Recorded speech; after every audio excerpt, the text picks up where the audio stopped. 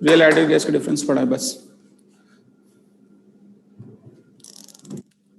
आज हम gases loss पढ़ लेते हैं बच्चों। बॉयस लॉ, आसान आसान बातें हैं, थोड़ा सा कोशिश करूंगा थोड़ा सा क्विकली पढ़ाऊं ताकि टॉपिक कवर हो। चैप्टर में क्लासेस चाहिए अगर आपको, डेफिनेटली ये चैप्टर पूरी डिटेल से पढ़ना है। और मैं हमेशा, मेरी कोशिश होती है कि मैं वो तमाम बातें जो किसी दूसरे ग्रुप में पढ़ाऊं सब ग्रुप में बराबर पढ़ाऊं। तो डेफिनेटली इस चैप्टर में अभी गैस का पोर्शन अभी चल रहा है, फिर लिक्विड का पोर्शन है, फिर सॉलिड का पोर्शन है, फिर न्यूमेरिकल्स हैं। तो डेफिनेटली मुझे क्लासेस, नंबर ऑफ क्लासेस चाहिए। तो मैं कोशिश करूंगा कि सारी बातें हो जाएं और क्लासेस भी टाइम, सिलेबस भी टाइम पे कंप्लीट हो।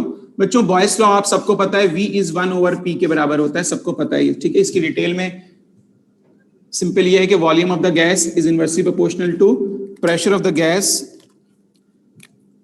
Eight constant temperature and constant number of moles. ये नंबर ऑफ मोल्स को स्टूडेंट्स आप भूल जाते हैं, ठीक है। कांस्टेंट नंबर ऑफ मोल्स को आप भूल जाते हैं, हालांकि number of moles of the gas is also constant, temperature remains constant, ठीक है। तो इसकी जो सेकंड फॉर्म होती है वॉल्यूम बॉयस लॉ की, आप सबको पता है, P1V1 equals to P2V2।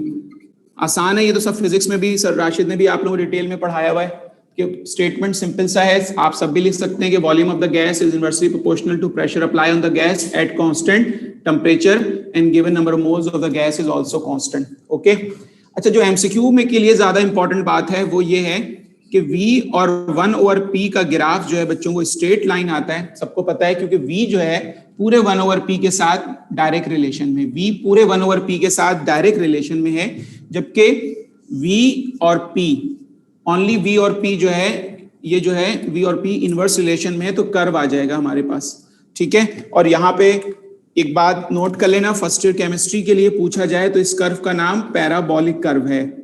First year chemistry की बुक में हमारे लिए ये जो ग्राफ गिवन है बॉयस लॉ का, इसको पैराबोलिक कर्व कहते हैं, ठीक है, याद रख लेना, पैराबोलिक कर्व है, ओके। और ये एमसीक्यू भी आया हुआ था, दोनों ऑप्शन थे, पैराबोलिक भी था, हाइपरबोलिक भी था।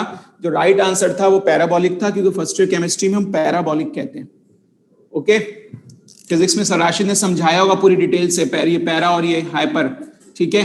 तो पॉजिटिव नेगेटिव का सारे स्पेक्ट्स डिटेल में बताए होंगे। तो बेसिकली हमारा जो ग्राफ है ये फर्स्ट ईयर केमिस्ट्री का, ये पैराबोलिक कर्व है, क्लियर बता रहा हूं, मिस्टेक करके नहीं आ जाना, फर्स्ट ईयर केमिस्ट्री में पैराबोलिक कर्व होता है ये, ओके।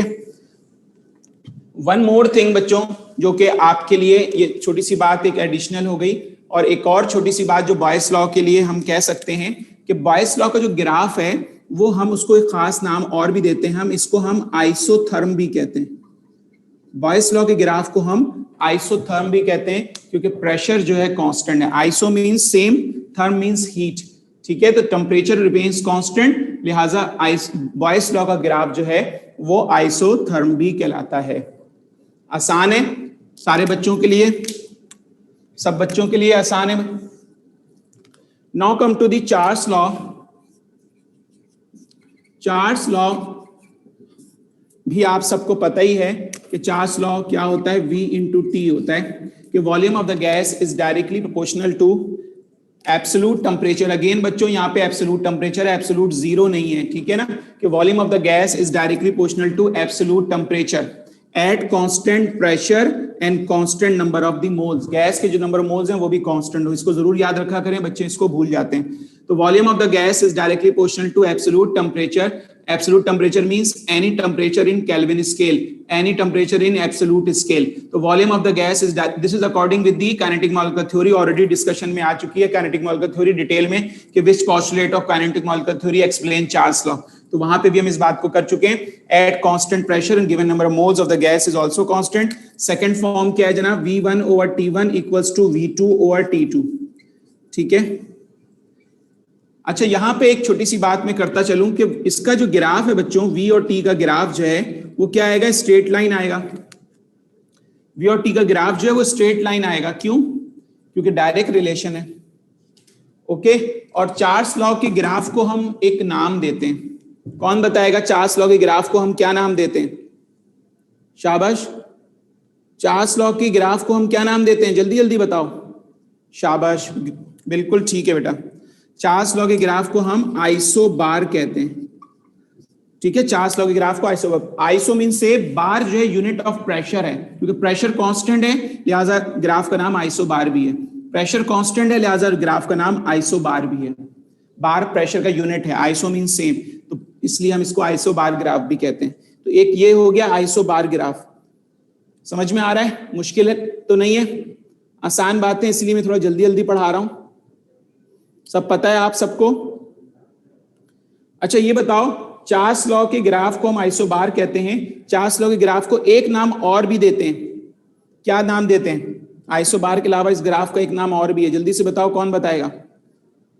सब पढ़ने वाले बच्चे हैं आप लोग, जल्दी से बताओ।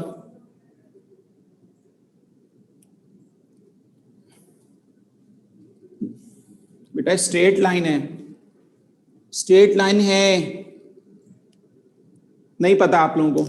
इस ग्राफ को बच्चों हम आइसोप्लास्टिक बार ग्राफ भी कहते हैं। Isoplastic, iso mean same, plastic means constant pressure.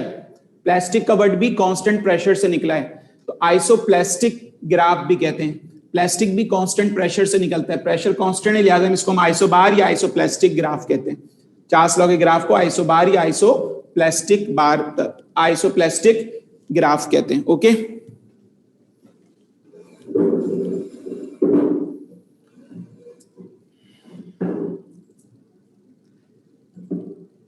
बेटा ये पॉइंट नूरुस्सबा, बेटा ये पॉइंट हम ऑलरेडी काइनेटिक मॉलिक्यूलर थ्योरी में और बॉयस लॉ में बहुत अच्छी तरह से एक्सप्लेन करके आए हैं, ठीक है ना? कि अब मैं उसको, यही बात है ना, आपकी क्लास फिर आपने रिवीजन भी मिस कर दी। काइनेटिक मॉलिक्यूलर थ्योरी में और आइडियल गैस रियल गैस के डिफरेंस में ये बात बहुत डिटेल में पढ़ के आए हैं हम, पूरी क्लास ही उस पे थी। तो आप किसी से क्लास वो ले लीजिए, फिर मुझसे पूछ लीजिएगा, ठीक है? काम ले लीजिए एटलीस्ट, और फिर पूछ लीजिएगा तो मैं आपको समझा दूंगा। ओके, अच्छा जी बच्चों ये बताओ, चार्ल्स लॉ की एप्लीकेशन कॉमन लाइफ में क्या हो सकती है? चार्ल्स लॉ की एप्लीकेशन कॉमन लाइफ में क्या हो सकती है?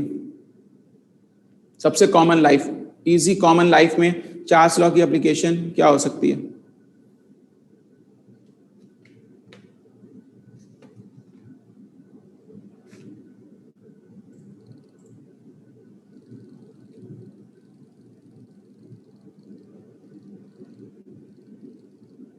कॉमनेस्ट पूछ रहा हूं। Why? Because it is -273.15 degree centigrade. Okay, क्योंकि ये -273.15 डिग्री सेंटीग्रेड है।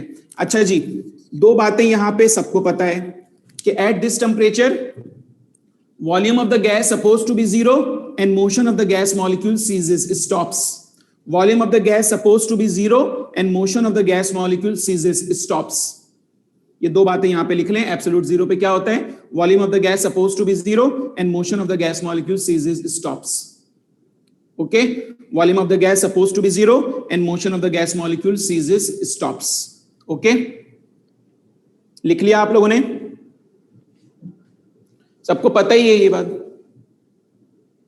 आगे बढ़ें, आगे बढ़ें। Any question? आगे बढ़ें स्टूडेंट्स। पता है ना ये सब? यहां तक जितनी बातें बताई आपको सबको पता ही है। जो एक्स्ट्रा नॉलेज थी वो भी आपने नोट कर ली।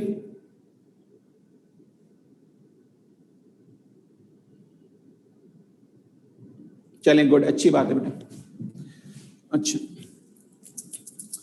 अब आ जाते हैं आगे के टॉपिक पे, और बीच में मैं एक लॉ और डिस्कस कर लूं। चार्ल्स लॉ लिखा हुआ है, इसको मिटाया नहीं मैंने, इसलिए नहीं मिटा रहा। गैल-लुसैक्स लॉ, सर गैल-लुसैक्स लॉ,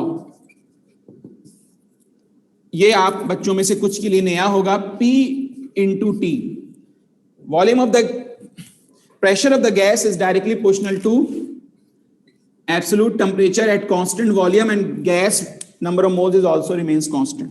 ठीक है, V और N जो है वो constant है, V और N constant है। Volume of the gas, N number of moles also constant। Gay Lussac's law क्या है कि pressure of the gas is directly proportional to absolute temperature। बच्चों ये बहुत आसान सी बात है, सबको समझ में आनी चाहिए। P जो है इंटू टी होगा, तो P इंटू टी क्यों होगा कि T इंटू के ई होगा, सही है ना। काइनेटिक एनर्जी के बराबर है, टेम्परेचर बढ़ाओ काइनेटिक एनर्जी बढ़ेगी, प्रेशर बढ़ जाएगा, सीधी सी बात है। P इंटू टी और T इंटू काइनेटिक एनर्जी होता है, फिजिक्स में पढ़ते हो, तो लिहाजा लॉ फिलहाल जो है क्या है, काइनेटिक एनर्जी ज्यादा होगी तो प्रेशर ज्यादा जनरेट करेगा, तो लॉ जो है वो P इंटू टी है, गैलो-सैक्स लॉ। और इसका ग्राफ बच्चों क्या बनेगा, P और T का ग्राफ क्या बनेगा, स्ट्रेट लाइन। P और T का ग्राफ क्या बनेगा, स्ट्रेट लाइन, ओके। और अब आप खुद बता दें, वॉल्यूम कांस्टेंट है, तो इस ग्राफ को क्या नाम देना चाहिए हमें, शाबाश शाबाश, गुड, आइसोकॉर, आइसोकॉर नाम देना चाहिए, ठीक है ना, आइसोकॉर नाम देना चाहिए, क्योंकि वॉल्यूम कांस्टेंट इसलिए आइसोकॉर नाम देना चाहिए। देखो आप लोग कितने आराम से इस बात को सीख गए कि किस तरह से नाम दिए जाते हैं, ओके।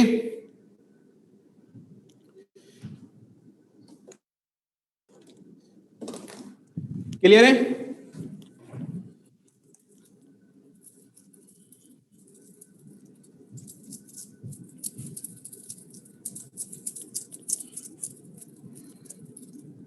अच्छा जी, now come to the, note कर लिया सबने,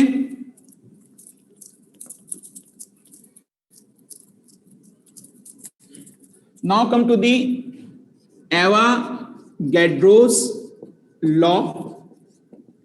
एवागैड्रोस लॉ क्या है बच्चों, scientist name Amedeo Avogadro 1811, Amedeo Avogadro 1811, Italian scientist, बस बाकी इतनी जरूरत नहीं। V into N, V into N होता है, जरा सा गौर करें स्टूडेंट्स, आप किस बात पे गौर करें, where n is what, n is what,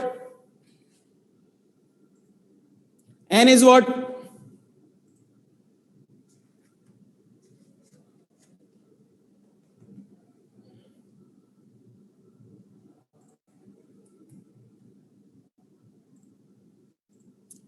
सब कह रहे नंबर मोल्स है, सब कह रहे नंबर मोल्स है, n is a number moles. लेकिन जरा एक और बात पे भी गौर करें स्टूडेंट, जब आप इसको याद करते हैं तो स्टेटमेंट क्या याद करते हैं कि all gases possesses equal volume of all gases possesses equal number of particles, atom and molecules. Statement तो ये पढ़ते हैं, बता दो या ये नहीं पढ़ते हो, यही पढ़ते हो ना, कि स्टेटमेंट क्या पढ़ते हो, equal volume of all gases contain equal number of particles, number of atoms, number of molecules, जबकि फॉर्मूले में n लिखा हुआ है। तो ये क्या सिलसिला है,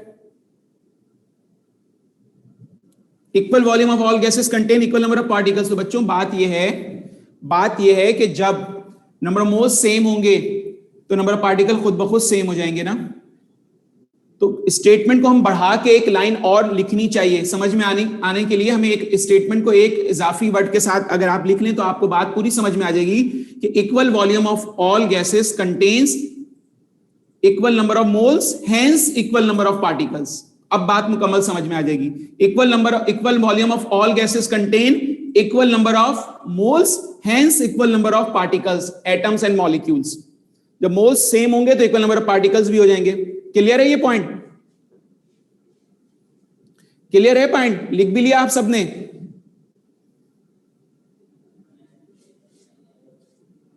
equal volume of all gases contain equal number of moles hence equal number of particles.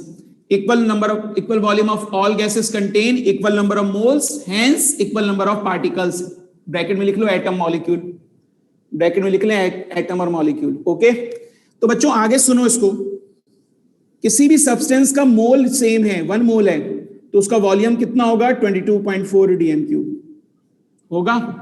This is called molar volume, this is called molar volume. सबको पता ना एक मोल का वॉल्यूम क्या कहलाता है, मोलर वॉल्यूम। ए लेवल्स के स्टूडेंट्स बच्चों 24 यूज नहीं करना है, 22.4 यूज करना है। ए लेवल्स वाले सारे बच्चे 24 यूज नहीं करना 1 मोल के लिए, 22.4 dm³ यूज करना है। क्लियर हो गई बात बच्चों? बात निकली है, जरा सा रुक के चैप्टर 1 की एक बात बता दूं जो कि एनटीएस पेपर में आई हुई है। बड़ी बड़ी बातें पढ़ते रहते हो, छोटी छोटी बातों को और नहीं करते हो, जो आती है उसका जवाब आप लोग ढूंढते रहते हो।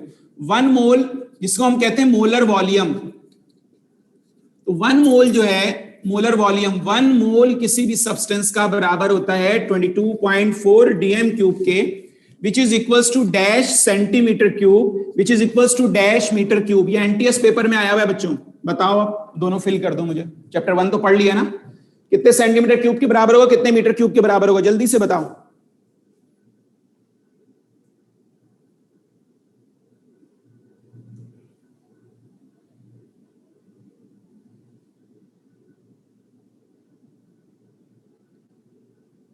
सिर्फ एक स्टूडेंट ने एक स्टूडेंट ने सही जवाब दिया है, बस सिर्फ एक स्टूडेंट ने, बाकी सब बच्चों ने, 2 स्टूडेंट ने, खतीजा ने सही जवाब दिया है और माशाल्लाह सना मुस्तफा ने सही जवाब दिया है, और एक और भी उम्मे अबीहा ने भी सही जवाब दिया है। बाकी सारे स्टूडेंट अभी तक गलत जवाब दे रहे हैं। ये एक और स्टूडेंट आ गए, इन्होंने भी सही जवाब दिया है।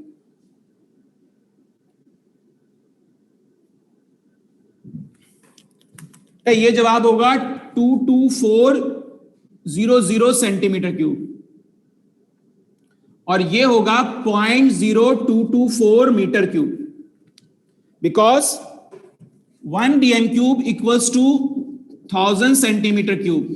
तो जब इसको मल्टीप्लाई करोगे 22.4 मल्टीप्लाई 1000 करोगे तो ये वैल्यू आ जाएगी, और जब 1 metre cube equals to 1000 DM cube होता है, तो जब इस वैल्यू को डिवाइडेड बाय 1000 करोगे तो 0.0224 मीटर क्यूब आ जाएगा। समझ में आई बात? और यहां पे 224 सेंटीमीटर क्यूब आ जाएगा। अब सोचो कितना छोटा सा एमसीक्यू है, लेकिन अगर आपको नहीं आता तो आप फाइनल में गलत करके आ जाओगे। डाव वाले जो हैं, जो मेरिट पे हो रहे होंगे, वो ये गलत करने पे एसएमसी में आ जाएंगे, जो एसएमसी वाले गलत कर रहे होंगे वो सेल्फ फाइनेंस पे आ जाएंगे या बीडीएस पे आ जाएंगे, और गलत करोगे तो फिर आप समझ लें फिर क्या होगा। तो इतनी छोटी छोटी बातें हैं, बड़ी बड़ी बातें तो पता है होती हैं, छोटी छोटी बातें मिस करते हो जो पूछ लेते हैं। तो ये आपको वैल्यू मैंने जस्ट यहां से ही रिमाइंड करवा दी चैप्टर नंबर 1 की। आगे बात समझ में सबको? अच्छा, now come to again this law. 1 mole का मतलब क्या है कि इक्वल वॉल्यूम होगा तो इक्वल मोल्स होंगे। तो अगर इक्वल वॉल्यूम मोल है तो हम बात कर लेते हैं किसकी, हाइड्रोजन गैस की। हम 1 मोल ऑफ ऑक्सीजन गैस की, 1 मोल ऑफ नाइट्रोजन गैस की, 1 मोल ऑफ क्लोरीन गैस की, एनी गैस जिसका भी 1 मोल होगा उसका वॉल्यूम क्या होगा, 22.4 डीएम क्यूब। कोई सी भी गैस हो, वॉल्यूम क्या होगा, 22.4 डीएम क्यूब, और उसमें नंबर ऑफ पार्टिकल्स कितने होंगे, 6.02 10 की पावर 23 नंबर ऑफ पार्टिकल होंगे। कैपिटल एन कैपिटल ए छोटा सा नीचे बना के लिखते हैं। तो हर कोई सी भी गैस हो, अगर मोल सेम है, यही तो स्टेटमेंट है, मोल सेम है तो वॉल्यूम भी सेम है और उसमें नंबर ऑफ पार्टिकल्स भी सेम है। ठीक है, ये बहुत बड़ी वैल्यू है 6.02 10 की पावर 23, बहुत बड़ी वैल्यू है। 602 के बाद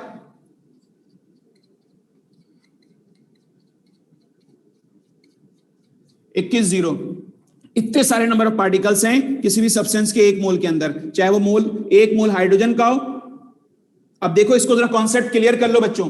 1 मोल hydrogen is 2 gram, which is equals to 22.4 dm3, which is equals to 6.02 10 की power 23. 1 mole oxygen 32 gram, volume 22.4 dm3, 6.02 10 की पावर 23. हर का मास डिफरेंट है। 1 मोल नाइट्रोजन, चैप्टर 1 की बातें मुझे पढ़ानी पड़ रही हैं, 22.4 dm3, 6.02 10 की पावर 23. और 1 मोल chlorine is 71 gram, which is 22.4 dm3, which is 6.02 10 की पावर 23. तो हर का मास तो डिफरेंट है लेकिन मोल सेम है। तो जब सबके मोल सेम होंगे तो सबका वॉल्यूम सेम होगा, तो सब में नंबर ऑफ पार्टिकल्स भी सेम होंगे। This is the Avogadro's law. मेरे ख्याल से समझ में आ गया होगा सारी बातों के बाद।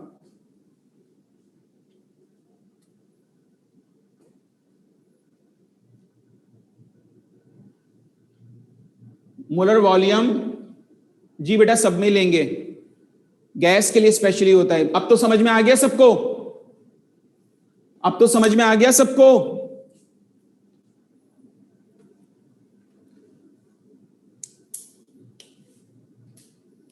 बेटा आइसोप्लास्टिक नाम दिया गया है चार्ल्स लॉ के ग्राफ को। क्योंकि वहां पे प्रेशर कांस्टेंट है, और प्रेशर कांस्टेंट का आइसो मीन सेम, प्लास्टिक कहते हैं प्रेशर को।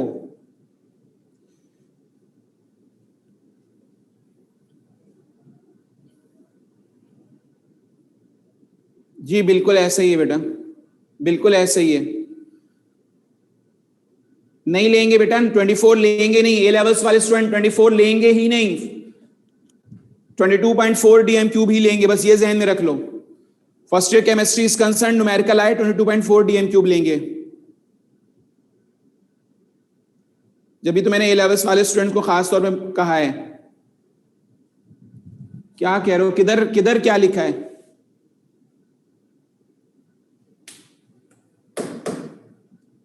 बहुत शुक्रिया Maria, thank you so much. तो टीचर्स का काम ही यही होता है, और एक्सपीरियंस टीचर्स का तो काम ही खास तौर पे ये होता है। जो एक्सपीरियंस टीचर होते हैं उनको पता होता है स्टूडेंट्स की वीकनेस कहाँ पे मौजूद है, उसी को ट्यूनिंग ही तो करनी होती है। हमारी कोशिश होती है बच्चों एप्टीट्यूड टेस्ट के टीचर्स की कि हम आपको आगे की बात बताएं, एडिशनल बातें बताएं, लेकिन बच्चे हमें जो है बेसिक बातों पे फंसा देते हैं, सर ये क्या, सर ये क्या। हालांकि हमें तो बहुत आगे आगे की बातें बतानी चाहिए, एप्टीट्यूड टेस्ट में एक्स्ट्रा नॉलेज देनी चाहिए। हमें तो कंसीडर करना चाहिए कि आपको पहले से ये बेसिक बातें पता है, लेकिन होता क्या है हम बिल्कुल बेसिक्स पे चले जाते हैं, आगे की बातें बताने में फिर टाइम लग जाता है।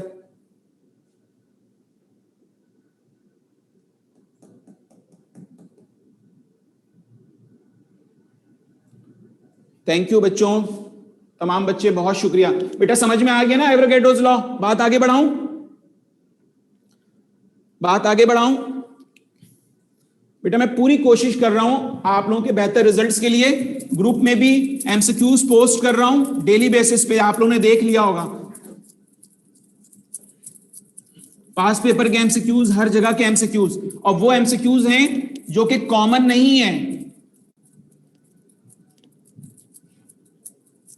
वो एमसीक्यूज हैं जो कि कॉमन नहीं है, तो वो आप खास तौर पे सॉल्व कर रहे हैं, पार्टिसिपेट करें ताकि आपकी प्रैक्टिस मजीद बेहतर हो जाए। समझ में आ रही बात? सारे बच्चे उसमें प्रैक्टिस करें। बेटा अब आपके सेल्फ प्रैक्टिस का टाइम है, आपके सेल्फ प्रैक्टिस का टाइम है। नेक्स्ट वीक से बात हो चुकी है, बात हो चुकी है, सेल्फ प्रैक्टिस का टाइम है। फिजिकल क्लासेस से मुराद अब आपकी ये होनी चाहिए कि बेटा जो अब आपकी वीकनेसेस रह गई हैं, जो पढ़ लिया वो पढ़ लिया, मैंने कल भी पोस्ट की है, समझाया है आप लोगों को। अब नया पढ़ने का टाइम इतना नहीं है जितना पहले का पढ़े हुए को रिवाइज करने का टाइम है। नई चीजें अब इतनी एब्जॉर्ब भी नहीं होती हैं एंड के डेज में। जितना पढ़ लिया पहले उसको तो रिटेन करो, उसको तो रिकॉल करो, उसकी तो प्रैक्टिस करो। आपके सेल्फ प्रैक्टिस का टाइम है, वरना तो बेटा टीचर्स पढ़ाते ही रहेंगे, आप सिर्फ एब्जॉर्ब करते रहोगे, खुद कब प्रैक्टिस करोगे?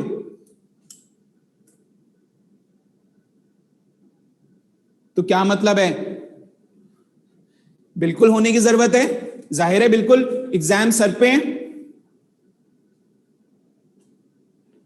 तो बेटा इसके लिए तो बात हो चुकी है, मैं और सर हसन फहीम ने आप लोगों को बता दिया है कि आप लोग उनकी जो भी क्यूरीज हैं वो कमिंग डेज में बता देंगे, नेक्स्ट वीक में, कि आप लोग आके सेंटर आके अपनी वीकनेसेस को टीचर से पूछ के दूर करें।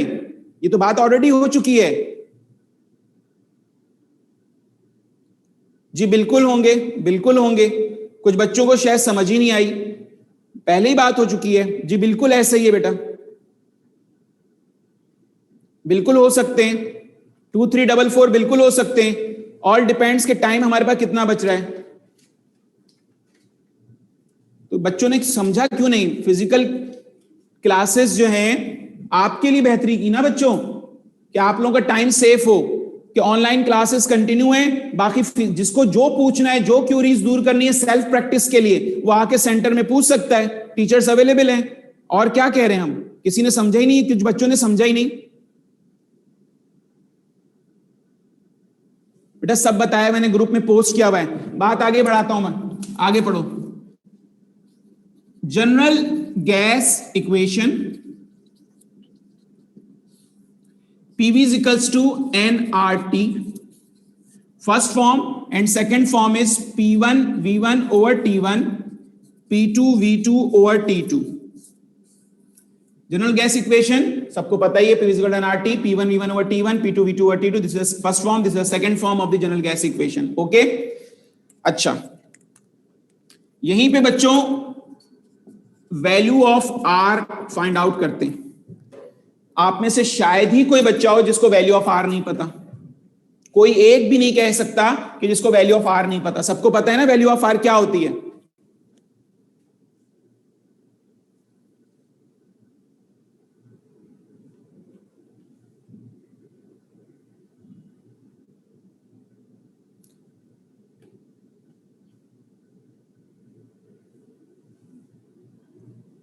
सब बच्चों को पता है वैल्यू ऑफ R, सबको पता है ना? अच्छा, अब मैं आपसे पूछ रहा हूं, अब मैं आपसे एमसीक्यू का पूछ रहा हूं। वैल्यू ऑफ R तो सबको पता है, अब ये बताओ नॉन एसआई यूनिट क्या है वैल्यू ऑफ R का, और SI unit of value of R क्या है? वैल्यू ऑफ R का एसआई यूनिट क्या है बताओ, अब बताएं। अब एमसीक्यू के लिए अलग कर दी ना, अब अगर एमसीक्यू में पूछने value of R non SI unit क्या है और एसआई यूनिट क्या है, तो अब बताओ नॉन एसआई यूनिट क्या है, पहले नॉन एसआई बताओ। कुछ बच्चों ने सही जवाब दिया है, कुछ बच्चों ने सही जवाब दिया है।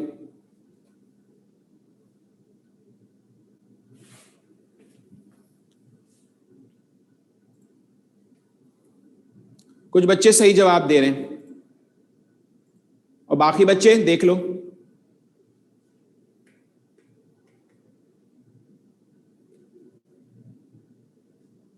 शाबाश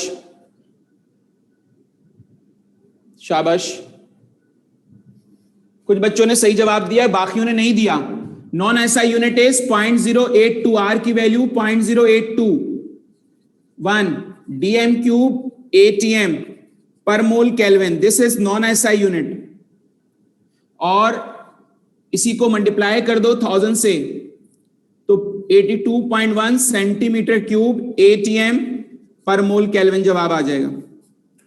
this is non SI unit. तो फिर बचा क्या? 8.31 joule per mole kelvin, this is SI unit, और 8.31 newton metre per mole kelvin, because 1 joule equals to 1 newton metre, सबको पता है ना? 1 joule equals to 1 newton metre. और इधर देखो 1 कैलोरी इक्वल्स टू 4.184 जूल होता है, सबको पता है 1 कैलोरी 4.184 जूल होता है। तो बच्चों 8.31 डिवाइडेड बाय 4.184 कर दो, क्या आएगा? This is around 1.98 calorie. Joule की वैल्यू कैलोरी में कन्वर्ट हो जाएगी, तो आर की वैल्यू कैलोरी में लिखोगे तो क्या लिखोगे? 1.98 कैलोरी पर मोल केल्विन, और राउंड आउट करके लिख दोगे आर की वैल्यू 2 कैलोरी पर मोल केल्विन। 1.98 को राउंड आउट करके क्या लिख दोगे? 2। तो वैल्यू ऑफ आर जूल में भी निकल गई और कैलोरी में भी निकल गई। ठीक है, अगर मैं एमसीक्यू पूछूं एक और, ये बताओ value of R can be calculated in a unit of energy, yes या no? Value of R can be calculated in a unit of energy, yes या नो? जल्दी बताओ। शाबाश, गुड, शाबाश, सब बच्चे कह रहे हैं यस। क्यों? क्योंकि जूल और कैलोरी किसके यूनिट होते हैं? एनर्जी के तो यूनिट है, चैप्टर 5 में पढ़ा होगा, और जगहों पे भी पढ़ते हैं। Joule and calorie are the unit of energy. तो यही तो सवाल था कि value of R can be calculated in unit of energy. Answer is yes, value of R can be calculated in unit of energy. Joule calorie में भी value of are को हम कैलकुलेट कर लेते हैं। ओके, हो गया बच्चों? ये आसान है, आसान है ये।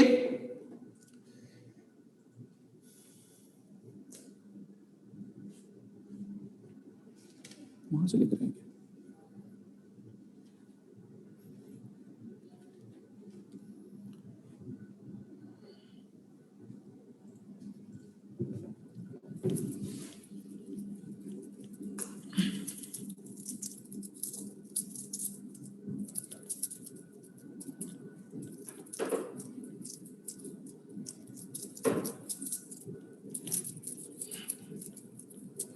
अच्छा स्टूडेंट, टॉपिक को और आगे बढ़ाता हूं। Unit of pressure unit of pressure पे आ जाओ। यूनिट ऑफ प्रेशर, प्रेशर की unit 1 atm equals to dash, 1 atm equals to 760 torr, 760 mm of Hg, ठीक है, 76 सेंटीमीटर ऑफ Hg और 14.7 psi। psi stands for pound पर स्क्वायर इंच। बच्चों ये वो प्रेशर है जिससे टायर ट्यूब में हवा भरते हैं। बाइक्स वगैरह में 14.7 का प्रेशर होता है, गाड़ियों में 28, 30, 32 का प्रेशर होता है, देखा होगा आप लोगों ने। कार वगैरह में जो है वो 28, 30, 32 का प्रेशर होता है, बाइक में 14.7 का प्रेशर होता है पाउंड पर square inch. 101,325 pascal.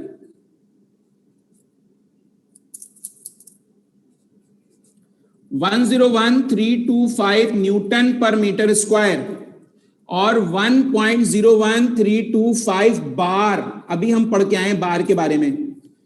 This is again a unit of pressure. Bar बड़ा यूनिट है प्रेशर का, एटीएम के बाद बार बड़ा यूनिट है प्रेशर का, और बाकी सबके इक्विवेलेंट ये जो हैं आपके सामने मैंने लिख दिए, पाउंड पर स्क्वायर इंच।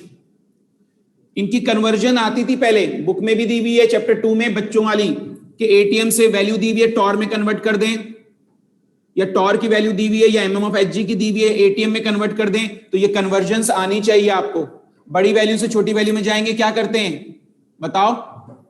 बड़ी से वैल्यू में छोटी से वैल्यू में जाएंगे, क्या करेंगे? Multiply, divide, multiply, multiply. और छोटी से बड़ी में जाएंगे तो, छोटे से बड़ी वैल्यू में जाएंगे तो डिवाइड। चलो ये तो सबको पता है, माशाल्लाह, गुड, अच्छी बात है। अच्छा बच्चों, एक छोटा सा असाइनमेंट, एक छोटा सा असाइनमेंट है आपका। आपने ये निकाल के रखना है कि 1 atm equals to how much dash dyne per centimetre square pressure. Dyne per centimetre square pressure, how much dynes per centimetre square pressure. और 1 atm equals to how much tons pressure on the whole body, कि हमारी body के ऊपर whole ton pressure कितना है। और 1 atm equals to, तमाम बच्चे सुने, how much tons pressure on the meter square of the body, पर मीटर स्क्वायर ऑफ बॉडी।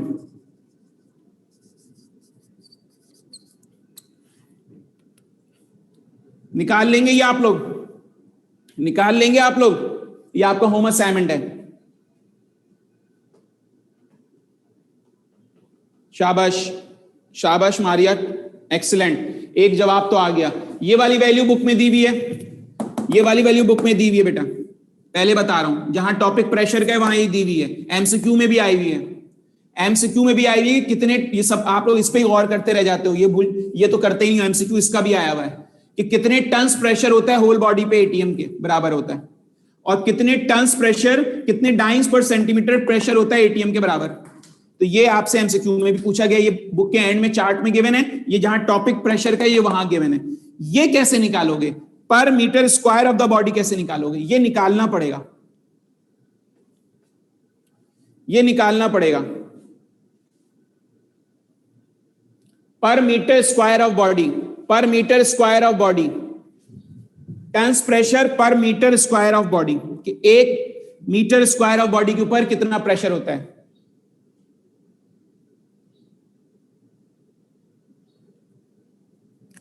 यूं लिख लो भाई, आसान कर लो, पर मीटर स्क्वायर ऑफ बॉडी, बस मीटर स्क्वायर ऑफ बॉडी। अब सही है, ये निकाल के रखना है, ये खास तौर पे ये निकाल रखना, ये मैंने बता दिया कहां कहां मिलेगा, ये आप अगली क्लास में करके रखना। कर लेंगे बच्चों?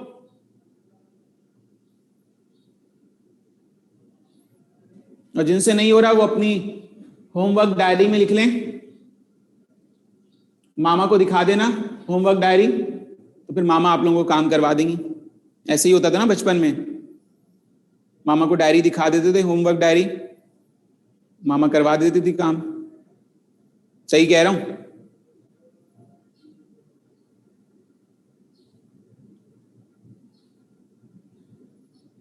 तो मैंने बोर्ड पे लिख भी दी थी नॉन एसआई यूनिट की वैल्यू, और उसके बाद मैंने उसको मिटा भी दिया। बात हो गई। अब उसको आप रिवीजन क्लास में कवर करना, मुझे आगे पढ़ाने दें आप। शाबाश, मुझे आगे पढ़ाने दें बेटा।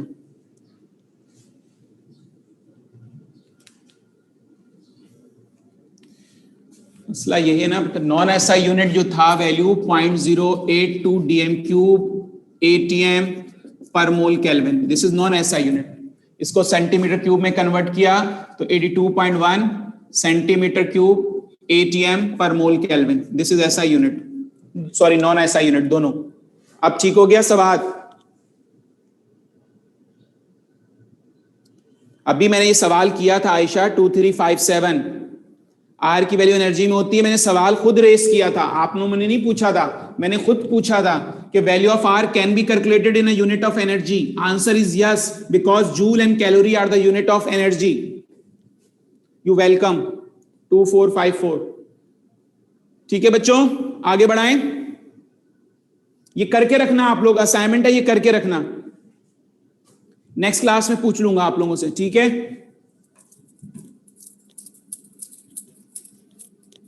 बात आगे बढ़ाते हैं।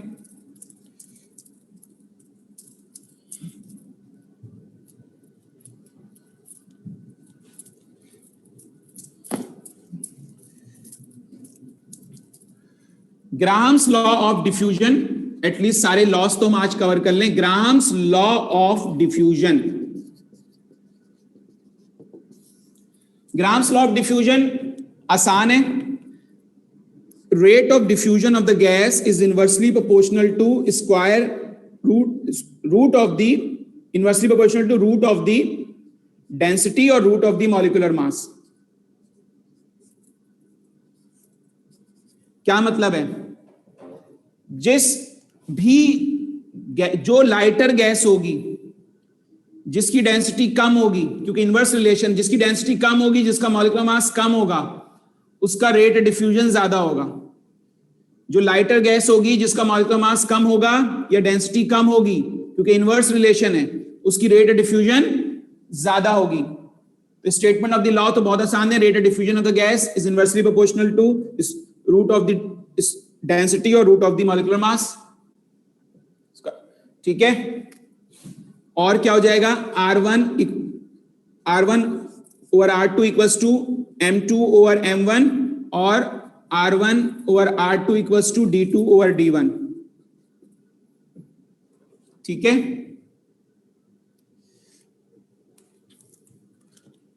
अगर ये बात समझ में आ गई बच्चों कि जितनी लाइटर गैस होगी, जितना मॉलिक्यूलर मास कम होगा, जितनी डेंसिटी कम होगी, उतनी रेट ऑफ डिफ्यूजन ज्यादा होगा। दोबारा बोल रहा हूं, जितनी लाइटर गैस होगी, जितना मॉलिक्यूलर मास कम होगा, उतनी रेट ऑफ डिफ्यूजन या डेंसिटी कम होगी, उतनी रेट ऑफ डिफ्यूजन ज्यादा होगा। अगर ये बात समझ में आ गई तो मैं एक डायग्राम बना रहा हूं जो कि फेडरल बोर्ड, आ खान बोर्ड ए लेवल्स की टॉप बुक में दी हुई है, शायद कराची बोर्ड में यहां पे टॉपिक पे नहीं दी हुई है। देखो भाई, एक 100 सेंटीमीटर क्यूब की ट्यूब है, एक 100 सेंटीमीटर क्यूब की लेंथ की ट्यूब है। एक एंड से अमोनिया एंटर की जा रही है, एक एंड से HCl गैस एंटर की जा रही है। और आप सब बच्चों को पता है कि जब अमोनिया और HCl अंदर यहां अंदर मिलेंगी तो व्हाइट फ्यूम्स बनेंगे। किसके? अमोनियम क्लोराइड के। व्हाइट फ्यूम्स बनेंगे अमोनियम क्लोराइड के। सही है ना? अमोनिया और HCl मिलते हैं, white fumes of ammonium chloride के बनेंगे। मेरा आपसे सवाल ये है, क्वेश्चन सवाल ये है कि ये अमोनियम क्लोराइड के व्हाइट फ्यूम्स किस एंड के करीब बनेंगे? इस एंड के करीब या इस एंड के करीब? अमोनिया एंड के करीब बनेंगे या HCl एंड के करीब बनेंगे? अमोनियम क्लोराइड के व्हाइट फ्यूम्स अमोनिया एंड के करीब बनेंगे या HCl एंड के करीब बनेंगे? जल्दी से बता दो। शाबाश, बहुत सारे बच्चों ने सही जवाब दिया है, बिल्कुल सही जवाब है। कुछ बच्चे गलत जवाब दे रहे हैं, मैक्सिमम बच्चे सही जवाब दे रहे हैं। गुड बच्चों।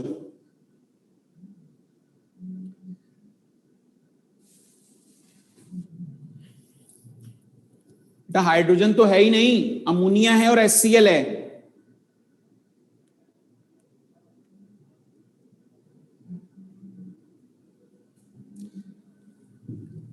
जिन्होंने HCl कहा है और जिन्होंने अमोनिया कहा है, आप पहले ये डिसाइड करें, जिन्होंने अमोनिया कहा है खास तौर पे कि अमोनिया एंड के करीब बनेंगे, वो मुझे जवाब दें कि ये लाइटर गैस है या ये लाइटर गैस है, बताएं कौन सी लाइटर है? अमोनिया लाइटर गैस है या HCl लाइटर गैस है? बताओ कौन सी लाइटर है?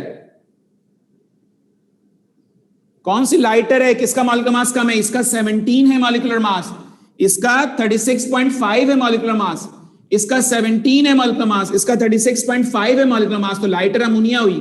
और क्या पढ़ के आए हो? जो लाइटर होगी उसका रेट ऑफ डिफ्यूजन ज्यादा होगा, तो ये जो ये लाइटर है ये ज्यादा ट्रेवल करेगी, ये हेवियर है ये कम ट्रेवल करेगी। इसका मतलब क्या हुआ? अमोनियम क्लोराइड के white fumes near to HCl end बनेंगे। ये 60 सेंटीमीटर जो है ट्रेवल करेगी, ये 40 सेंटीमीटर ट्रेवल करेगी। क्यों? क्योंकि ये लाइटर है, इसका मॉलिक्यूलर मास 17 है, जो लाइटर होगी उसका रेट ऑफ डिफ्यूजन ज्यादा होगा, ये ज्यादा ट्रेवल करेगी। ये कम, ये हैवियर है तो ये कम ट्रेवल करेगी और अमोनियम क्लोराइड के white fumes near to HCl end बनेंगे। अमोनियम क्लोराइड के white fumes near to HCl end बनेंगे। समझ में आ गई बात?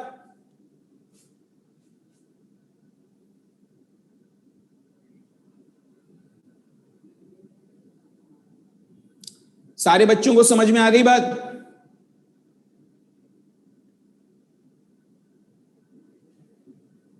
गुड, अच्छी बात है। सारे स्टूडेंट्स को समझ में आ गई बात?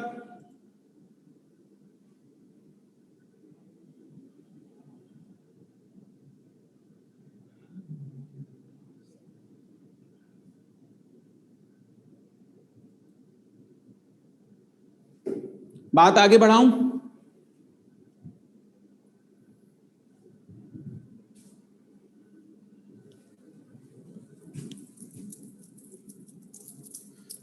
बच्चों एक रह गया लॉ, वो है Dalton's law of partial pressure. Dalton's law of partial pressure. Dalton's law of partial pressure.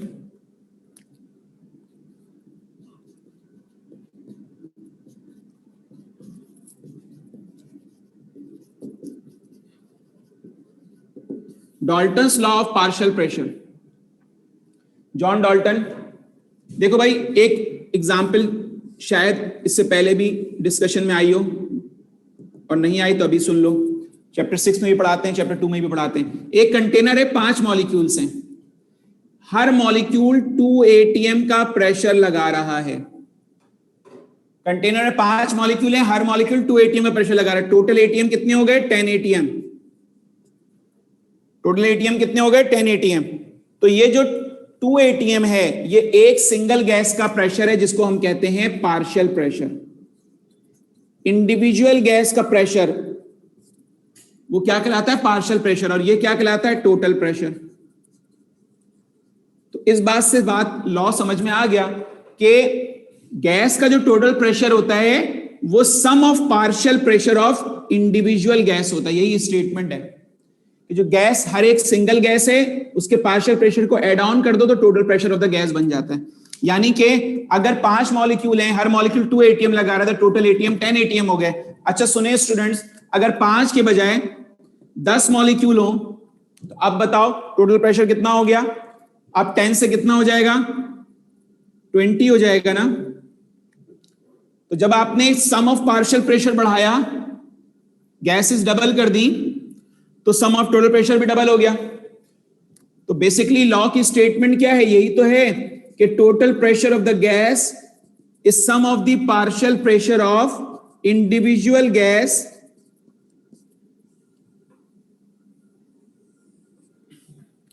Total pressure of the gas is sum of partial pressure of individual gas.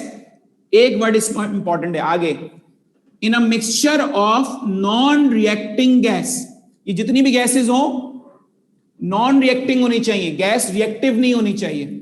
अगर रिएक्टिव हो गई तो पार्शियल प्रेशर सही से नहीं आएगा। तो non, यहां पे वर्ड ऐड करेंगे, total pressure of the gas is sum of partial pressure of individual gas in a mixture of non reacting gas. समझ में आ रही बात? Total pressure of the gas is sum of partial pressure of individual gas in a mixture of non reacting gas. लिख लिया सबने?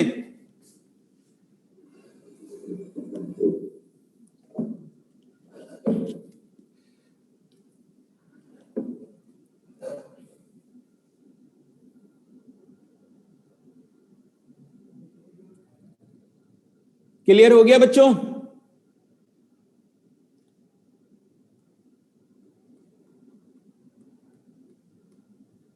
लिख भी लिया सबने?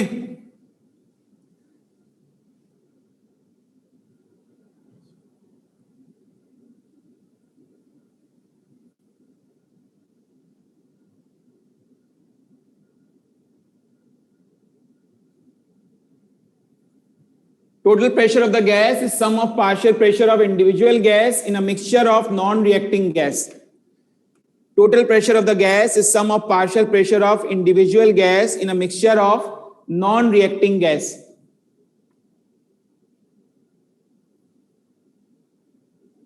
बेटा HCl अमोनिया वाला क्वेश्चन रिपीट ये था कि अमोनियम क्लोराइड के व्हाइट फ्यूम्स किस एंड के करीब बनेंगे? तो वो HCl एंड के करीब बनेंगे, इसलिए कि अमोनिया लाइटर है, उसका मॉलिक्यूलर मास कम है, HCl हैवियर है, उसका मॉलिक्यूलर मास ज्यादा है। तो जो लाइटर गैस होती है वो ज्यादा ट्रेवल करेगी, अमोनिया ज्यादा ट्रेवल करेगी, HCl कम ट्रेवल करेगी। तो जो ज्यादा ट्रेवल करेगी तो उसका मतलब है जो अमोनियम क्लोराइड के व्हाइट फ्यूम्स हैं वो नियर टू HCl एंड बनेंगे। अब ठीक है, एक स्टूडेंट ने कहा था रिपीट करने के लिए, मैंने रिपीट कर दिया। अच्छा बच्चों सुने, Dalton's law of partial pressure की एप्लीकेशन सुन लें। Dalton's law of partial pressure की एप्लीकेशन सुन लें, गौर से सुने तमाम बच्चे। ये जो हम सांस लेते हैं, जो रेस्पिरेटरी प्रोसेस है बच्चों, ये Dalton's law of partial pressure पे बेस करता है। ऑक्सीजन का पार्शियल प्रेशर एनवायरनमेंट में ज्यादा होता है, लंग्स में कम होता है। तो ऑक्सीजन एनवायरनमेंट से लंग्स में इनहेलेशन प्रोसेस से चली जाती है। फिर जब कार्बन डाइऑक्साइड का पार्शियल प्रेशर लंग्स में बिल्डअप हो जाता है, तो लंग्स से कार्बन डाइऑक्साइड हायर प्रेशर से एनवायरनमेंट में लो प्रेशर पे की तरफ एक्सेल आउट हो जाती है। तो जो इनहेलेशन एक्सेलेशन है ये डिफरेंस ऑफ पार्शियल प्रेशर की वजह से होता है। ठीक है, इसका मेंटेन होना बहुत जरूरी है। आप लोगों ने रेस्पिरेटरी चैप्टर में आप बच्चों ने पढ़ा होगा कि पार्शियल प्रेशर के यूनिट्स चार्ट्स भी गिवन होते हैं कि किस गैस का प्रेशर ज्यादा है, किसका कम है। तो ऑक्सीजन का बाहर ज्यादा है, लंग्स में कम है, तो ऑक्सीजन बाहर से अंदर आ जाती है। कार्बन डाइऑक्साइड का अंदर ज्यादा हो जाता है, बाहर कम होता है, तो कार्बन डाइऑक्साइड लंग्स से बाहर एक्सेल आउट हो जाती है। और स्टूडेंट्स नाइट्रोजन के बारे में आपने पढ़ा होगा उसी चार्ट में कि नाइट्रोजन भी बॉडी में जाती है, इनहेलेशन में भी जाती है, एक्सहेलेशन में भी जाती है, लेकिन उसके पार्शियल प्रेशर पे कोई असर नहीं पड़ता। ये सब बायो की बातें हैं बच्चों। तो मैं ये सिर्फ इतना बताना चाह रहा हूं कि डिफरेंस ऑफ पार्शियल प्रेशर का मेंटेन होना जरूरी है रेस्पिरेटरी प्रोसेस के लिए।